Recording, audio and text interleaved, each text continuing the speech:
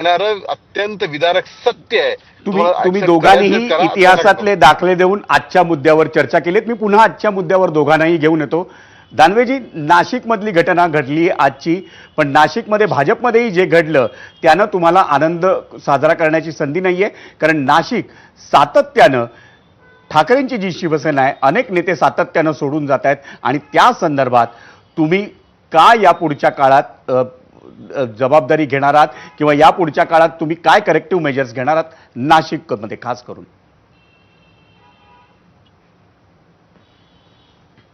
हे पहा, हे जे पक्षातून लोक जाणं आहे, ही एक परंपरा राहत आलेली आहे की सत्ताधारी पक्षाच्या बरोबर बरेच जण सत्तेचे भुकेले असतात, त्यांना सत्ताधारी पक्षात जावं वाटतं.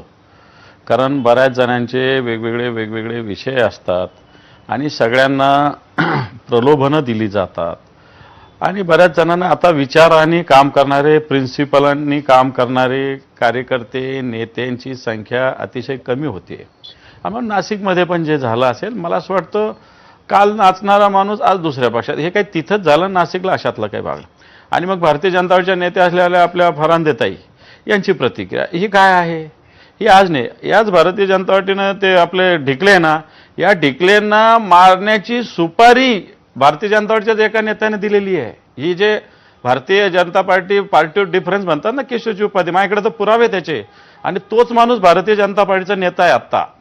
त्याच्यानंतर ढिकलेंना यांनी निवडणूक प्रभारी केलं आणि आता 8 दिवसात त्यांना हटवलं आणि फरांदेताईंना केलं. त्याच फरांदेताई आज तुमच्या विरोधात या सगळ्या बोलतात. मला असं वाटतं ही party with difference, person with difference, हे आता भारतीय जनता पार्टीमध्ये एक अर्थानं जर बघितलं तर शब्द मला नाही आवडणार असं वापरणं, मी वापरणार पण नाही. परंतु ज्या पद्धतीनं अशा पद्धतीनं भारतीय जनता पार्टीचं आत्ताच्या घडीला, आता त्या भारतीय जनता सुधाकर बडगुजर यालाच भारतीय जनता पार्टीचे नेते कोणत्या सलीम कुत्ताबरोबर पार्टी आहे हेच केशव उपाध्याय साहेब पण किती वेळेस बोलले, गिरीश महाजन किती वेळेस बोलले. हा सुधाकर बडगुजर आता भारतीय जनता पार्टीचा नेता आहे. आम्हाला सांगतात तू मामू तर पाकिस्तान जिंदाबाद कधी म्हटलेलाच नाही आहे. आणि त्यांनी जर हम सब मुस्लिम एक हे म्हणायचं तर काही पाप नाही त्यांनी केलेलं, पण पाकिस्तानविषयी तो कधीच बोललेला नाही. पण यांचाच नाशिकमध्ये बडगुजर घेतला. या बडगुजरवर भारतीय जनता पार्टीने काय आरोप लावले होते? सलीम कुत्ता जो दहशतवाद्याबरोबर आहे त्याच्याबरोबर नृत्य केलं, त्याच्याबरोबर पार्टीत सहभागी झाले. हे लोक भारतीय जनता पार्टीचे आज नेते होत आहेत. आणि ही party Bharatiya Janata party, party with difference, मोठं साधन सुचतेच्या गोष्टी जगाला सांगायच्या. अंबादासजी, खाली काय काय या सगळ्या गोष्टी टीका टिप्पणी आहेच, पण त्याच वेळी युती झालेली आहे ठाकरेंची, 2 ठाकरेंची, पण 2 ठाकरेंचे पक्ष आता फुटू नयेत याच्या पुढच्या काळात. त्या दृष्टीने तुम्ही काय कलेक्टिव्ह मेजर्स घेणार आहात? हा मूळ प्रश्न होता. हे पहा, हा पक्ष, एखादा व्यक्ती गेला म्हणून काही पक्ष फुटत नाही साळवी साहेब. एखादा व्यक्ती गेला म्हणजे पक्ष ही अखंड चालणारी प्रक्रिया आहे. कोणती असो, ती भारतीय जनता पार्टी असेल, ती आमची शिवसेना असेल किंवा काँग्रेस असेल, पक्ष ही सातत्यानं चालणारी प्रक्रिया आहे.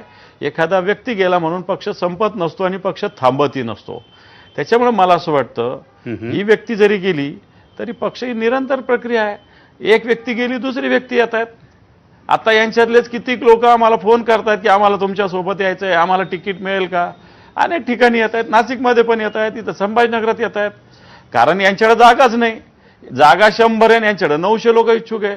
आता मागच्या 5, 7, 8, 10 वर्ष इलेक्शन झाले नाही, त्यामुळे याच्यात इतके लोक वाढलेले इच्छुक येत आहेत. परंतु आम्ही सुद्धा ठरवलेलं, ठीक आहे, एक अर्थ आला तर त्याला घ्यावा सुद्धा लागतो.